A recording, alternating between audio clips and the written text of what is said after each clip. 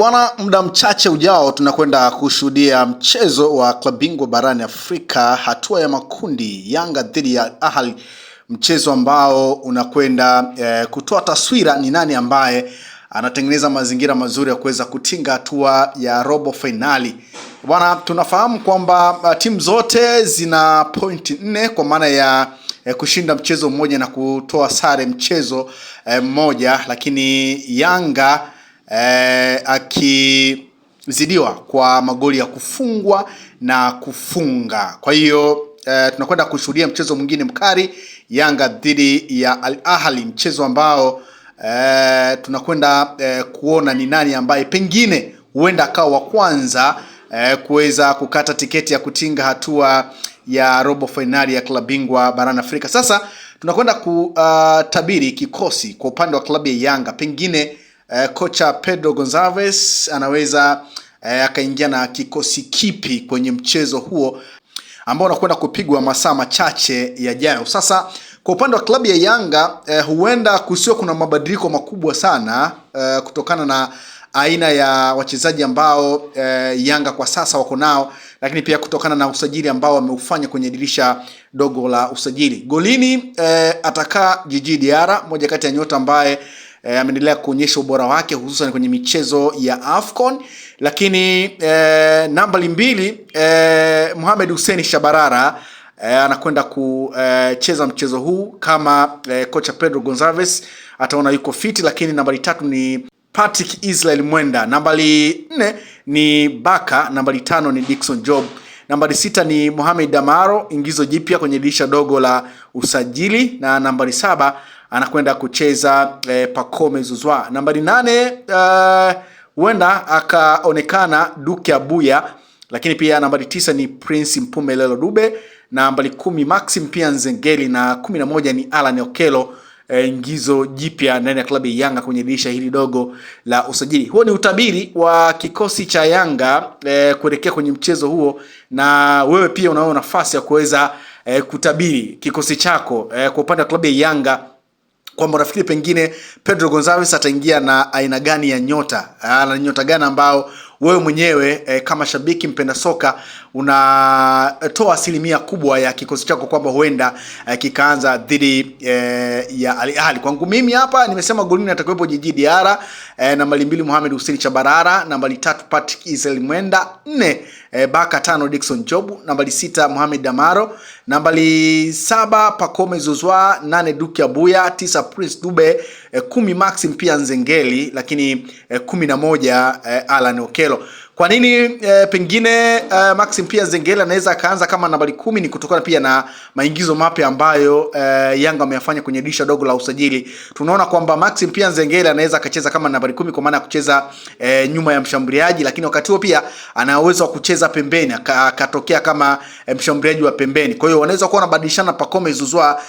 Pacome Zouzoua pia ni mzuri akitoka akicheza nyuma ya mshambuliaji, pengine wakabadilishana, Max akarudi pembeni, Pacome akarudi katikati. Lakini pia Alan Okello ana uwezo wa kucheza kama winga mshambuliaji, lakini pia ana uwezo wa kucheza kama nambari 10. Kwa hiyo hiyo inaweza kumpa wepesi sana Pedro Gonçalves kuona ni inakuwa namna gani timu inaweza ikacheza. Kwa hiyo hicho ndicho kikosi changu ama utabiri kuelekea kwenye mchezo wa Yanga dhidi ya Al Ahly. Sasa kuelekea kwenye mchezo huo head to head, kwa maana ya rekodi Yanga na Al Ahly, bwana, Al Ahly wanapewa nafasi kubwa ya kuweza kushinda mchezo huu kutokana na rekodi kuwabeba. Bwana, kwenye michezo 8 ambayo Yanga wamekutana na Al Ahly, bwana, Al Ahly ameshinda michezo 5 wakati michezo 2 sare na mchezo mmoja Yanga akishinda. Kwa hiyo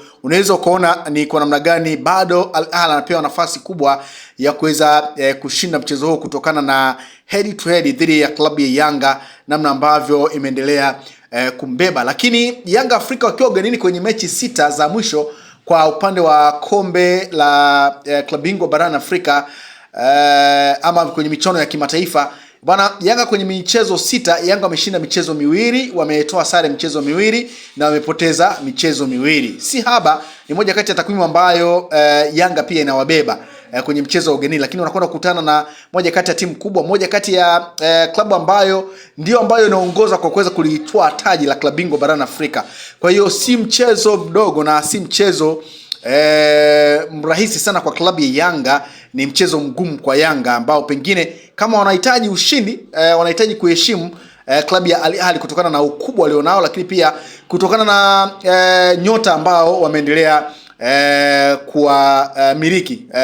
Hussein El Shahat, moja kati ya nyota ambaye amefanya makubwa sana ndani ya klabu hiyo, lakini El Shahnai, golikipa mkongwe kabisa, nambari 1 kwenye timu ya taifa ya Misri, moja kati ya nyota ambaye pia ameendelea kufanya vizuri akiwa na klabu ya Al Ahly. Lakini pia tumeona wamefanya maingizo mapya kwenye dirisha dogo la usajili. Marwan Athman na yeye pia ni moja kati ya nyota ambao wamesajiliwa na klabu ya Al Ahly, lakini pia tumeona wamechukua beki kutoka ndani ya klabu ya Raja Casablanca kuja kuziba nafasi ya Ali Malum. Kwa hiyo unaweza kuona ni kwa namna gani ambavyo Al Ahly pia licha ya kuwa na wachezaji wenye ubora mkubwa, lakini bado wameendelea kuongeza baadhi ya nyota ambao wanaamini watawasaidia na kuendelea kuwa tishio barani Afrika. Kwa hiyo ni moja kati ya mchezo ambao unakwenda kuwa mgumu kwa pande zote mbili, lakini pia unakwenda kuwa mgumu kwa sababu ya mahitaji ya pointi kwa kila upande. Yanga wanahitaji pointi 3 ili kujiweka vizuri kwenye kundi ili waweze kuongoza, lakini pia Al Ahly pia wanahitaji pointi 3 ili kuweza kuongoza kundi hilo ambalo mpaka sasa unaona kila timu ina nafasi ya kuweza kutinga hatua ya robo finali.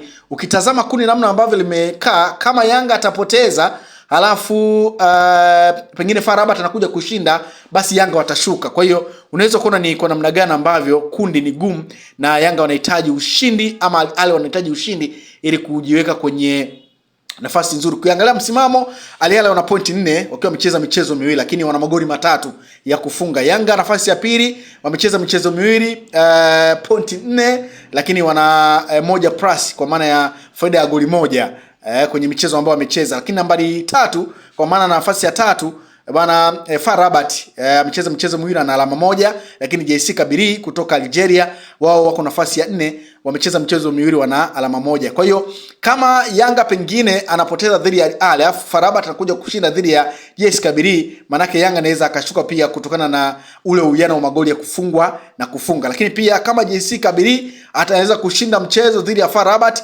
manake naye pia atasogea mbele. Kwa hiyo ni moja kati ya kundi ambalo kila mmoja ana nafasi ya kuweza kutinga hatua ya robo finali. Ni kundi B ambalo ukilitazama bado kundi ni bichi. Kwa hiyo mchezo wa Yanga na Al Ahly ndio ambao pengine unakwenda kutoa ni nani anaweza akaingiza mguu mmoja hatua ya robo finali ya klabu bingwa barani Afrika. Lakini kubwa zaidi ni utabiri wa kikosi cha Yanga kuelekea kwenye mchezo huo, lakini pia nao una nafasi ya kuweza kutabiri kikosi chako kuelekea kwenye mchezo huo. Pengine unadhani kikosi cha Yanga kitakuwaje, na unadhani kikiwa hivyo Yanga wana nafasi ya kupata ushindi na wanaweza kumdhibiti Al Ahly kwenye mchezo huo ambao Al Ahly anacheza kiwa kwenye dimba lake la nyumbani. Ni moja kati ya mchezo ambao tunakwenda kushuhudia kila pande ukicheza kwa tahadhari kwa sababu ya kulinda point walizonazo, lakini pia kulinda nafasi kwenye kundi B ambalo linaonekana kila mmoja ana nafasi ya kuweza kutinga